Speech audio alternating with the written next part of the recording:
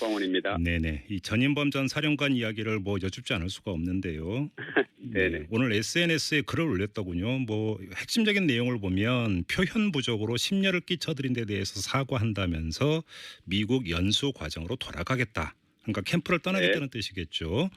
자, 이렇게 이제 입장을 밝혔는데 이것으로 일단락이 됐다. 이렇게 자체 평가하세요? 그건 뭐 저희들이 평가할 일은 아닌 것 같고요. 예. 저희들은 이 문제에 대한 광주 시민들 그리고 또 5.18 민주화 운동과 관계된 모든 분들이 가졌을 마음의 상처에 대해서 매우 엄중하게 받아들이고 있기 때문에 예. 이 문제에 관한 저는 그렇게 생각합니다. 이 전인범 장군 이제 본인이 이제 얘기를 하기를 내가 군인으로 살아왔는데 참 부족한 게 많다고 생각한다.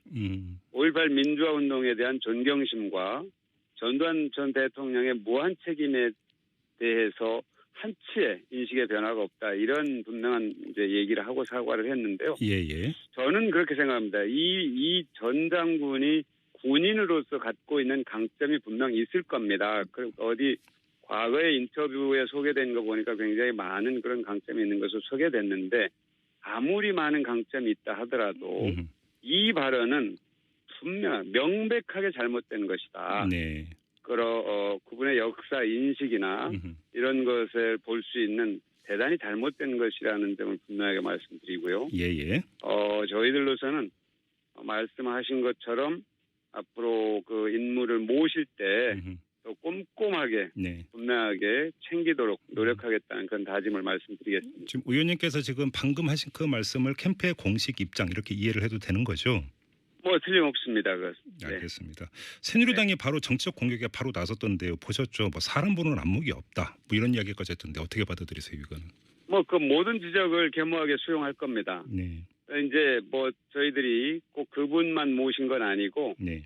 뭐 앞으로도 또 모실 텐데 더 주의를 해야 되겠죠. 그리고 또 과거에도 사실 총선 때도 많은 분들을 저희들이 모셨습니다만 그래도 문재인 대표가 주도해서 많은 분들을 모셨는데 좋은 평을 받은 분이 대부분이었지만 또 그중에 좋은 평을 못 받은 분도 계셨습니다. 예. 그런데 아무리 이제 검증을 하더라도 빈틈이 있다는 것은 이제 어디나 있는 것인데 그럼에도 불구하고 저희들이 이 문제에 관한 한 그런 지적을 겸허하게 받겠습니다. 지금 바로 그 대목인데요. 이 캠프를 꾸리면서 이 통합형 캠프를 모토로 삼고 있지 않습니까?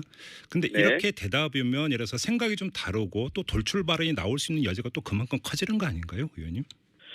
그러니까 통합형 캠프라는 그런 어떤 그 기본적인 개념이 그럴 수 있겠죠. 다소 외연을 확장하고 생각이 좀 다른 분들과도 이렇게 좀 넓게 할 수 있는 그런 이제 개념일 텐데요. 그럴수록 더 저는 주의를 해야 된다고 봅니다. 사실 이제 안희정 지사께서 얘기하셨던 대연정이라는 어떤 개념도 생각이 다소 다른 분들과도 협치를 해 나가야 된다 하는 그런 기본적인 철학을 말씀하신 거고요. 저희들은 그런 어떤 기본적인 바탕 위에서 좀 더 구체적으로 인물을 들어가서 이제 모셔오다 보니까 이제 이런 이제 어떤 지적을 받게 되는 건데요. 그 부분에 대해서도 유의를 하도록 하겠습니다. 알겠습니다. 그나저나 그 사실 이 전인범 장군의 발언은 호남 민심에 어찌 보면 직격을 할 수도 있는 그런 내용 아니겠습니까? 이게 호남 민심이 좀 그 요동칠 가능성을 어떻게 보세요?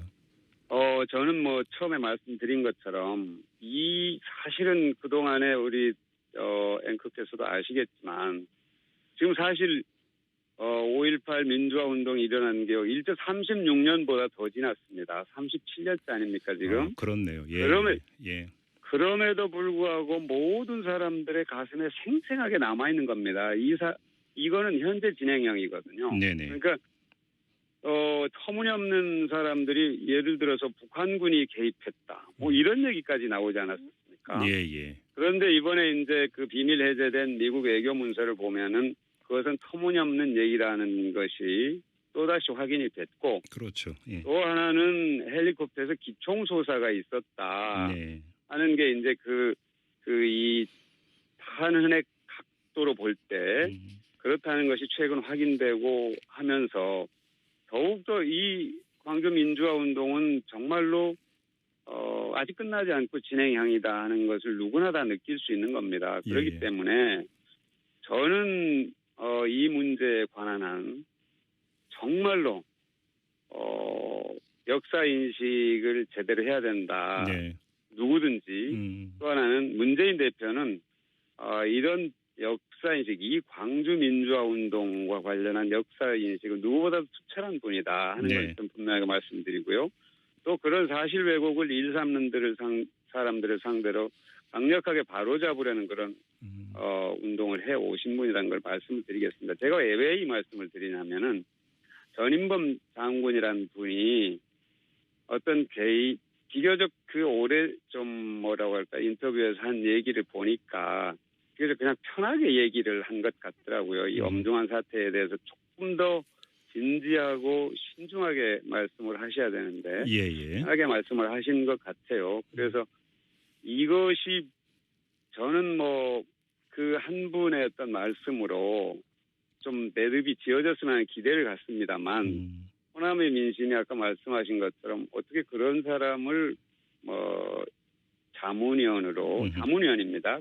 안보 자문위원인데 자문위원으로 하게 됐느냐인데 사실 그것까지 확인 안 한 건 뭐 저희들이 잘못이겠지만 어쨌든 이 단계에서 신속하게 정리를 본인도 했고 저희들도 한 마당이니 호남에 그 많은 관계되는 분들 또 호남은 아니더라도 이 민주화 운동과 관계되는 많은 분들이 너그러운 마음으로 이 사실을 좀 한번 좀 살펴봐 주셨으면 하는 그런 마음을 기대를 갖고 알겠습니다. 지금 의원님께서 말씀하신 대로 이 사안에 그 엄중함이 있다면 문재인 후보가 직접 이 문제에 대해서 입장을 밝힐 그런 가능성이 있다고 봐야 되겠네요. 저는 어떤 기회에 그러실 수도 있을 거라고 봅니다. 알겠습니다. 이 문제는 이 정도로 그 질문 드리도록 하고요. 몇 가지 하나 더 여쭤보도록 하겠습니다. 네네. 이것도 사실은 좀 어찌 보면 이 거칠한 그런 내용이 될 것 같은데요. 수행하는 기자들, 밀착 취재하는 기자들이 며칠 전에 입장을 발표를 하지 않았습니까?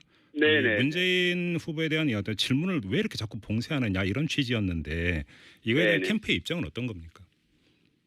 그 사태가 이제 전해지고 나서 저희들이 신속하게 사과를 했습니다. 저는 어떤 경우라도 취재 제약이 따른다든지 보도에 제약이 있어서는 안 된다는 거는 저는 저 개인의 철학이기도 하고 기자 출신이시죠, 의원님도. 네. 맞습니다. 우리 문재인 대표도 그 확고한 생각입니다. 제가 이렇게 몇 차례 이렇게 같이 행사장에 가보면요. 모든 분들과 사진 찍어달라는 모든 분들, 사인해달라는 모든 분들과 다 웃으면서 사인하고 사진 찍고 합니다. 기자들이 질문하는 거 다 봤습니다. 그런데 그날은 공교롭게도 사전에 이제 기자들과 어느 정도 얘기를 해서 그 뒤에 일정이 있으니 시간은 어느 정도 해주시고 질문 모아서 이렇게 한 3개에서 4개 정도 해주시면 좋겠습니다.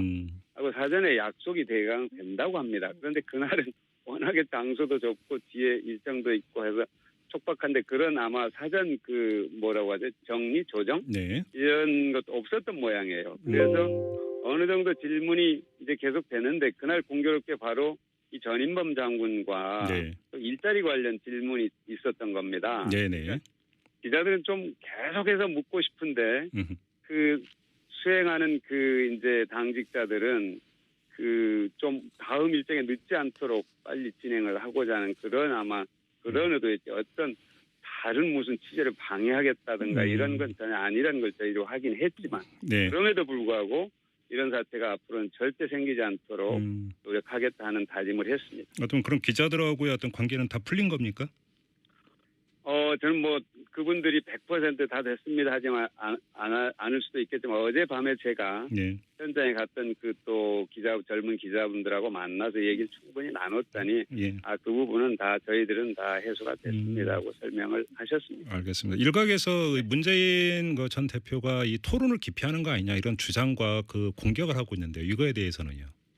네, 그것도 저는 문재인 대표로서는 참 억울한 공격이라고 생각을 하는데요.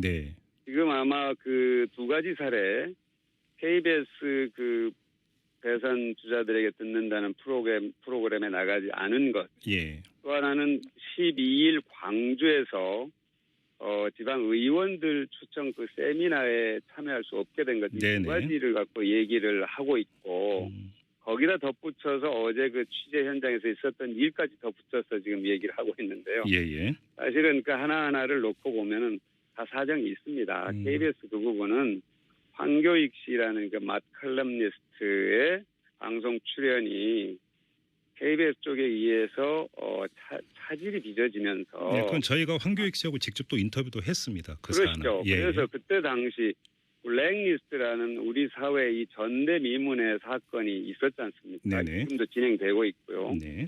그래서 이건 굉장히 심각한 문제다. 이건 국민 주권의 문제다. 누구를 지지한다는 이유로 방송 출연이 금지된다면 이건 보통 일이 아니다 하는 그런 문제의식을 갖고 있었던 겁니다. 그래서 이 문제에 관해서 당사자에게 충분히 납득될 수 있는 설명을 조치를 취해달라. 그러면 우리는 언제든지 나가겠다. 알겠습니다. 그런 입장이 아직도 유효하고요. 예. 광주 그 부분은 다른 일정이 겹쳐가지고 도저히 시간을 못 낸 겁니다. 네네. 그런 건데 그것을 이렇게 이제 자꾸 토론을 피한다고 하는데 저희들이 지금 토론을 다 나가고 있습니다. 알겠습니다. 모든 토론에. 네. 마지막으로 이 질문 드리고 마무리하죠. 지금 안희정 충남지사의 지지세 상승세가 상당하다. 뭐 여론조사를 종합하면 이렇게 나오고 있는데, 네. 솔직히 신경 쓰이시죠? 어떠세요? 저희들 이제 오늘 뭐 여러분들 뭐 후보 아마 방송에서 얘기를 하실 텐데요. 문재인 전 대표도 네.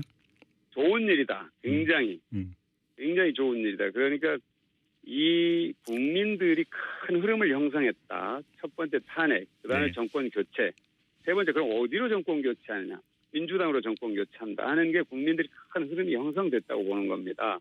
그런데 거기에 더 나아가서 우리 당 그 후보들의 지지율이 이렇게 계속 올라가니까 우리 당 후보들 그 지지율을 합산하니까 50% 중반대 거의 60%에 육박하는 겁니다. 네네. 그거는 그냥 당 지지율보다 훨씬 높게 나오는 거죠.